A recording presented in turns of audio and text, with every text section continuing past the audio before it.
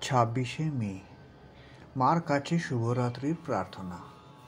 মা, আমার সমস্ত চিন্তা, কথা এবং কর্মে আনন্দের অনুভূতি প্রকাশ করতে আমাকে সাহায্য করো। মা, তুমি শক্তি স্বরূপিণী, আমাকে শক্তি দাও যাতে যে কোন পরিস্থিতিতে তুমি আমাকে রাখো না কেন আমি কখনোই দুঃখ বা বিষণ্ণতার কাছে হার না মানি এবং সর্বদা তোমার সমস্ত সন্তানদের মধ্যে তোমার আনন্দ ও শান্তি ছড়াতে থাকি।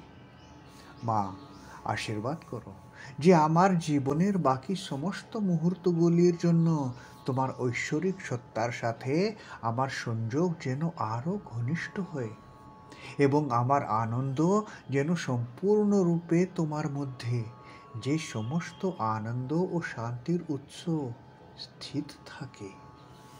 জয় মা, জয় মা, জয় মা।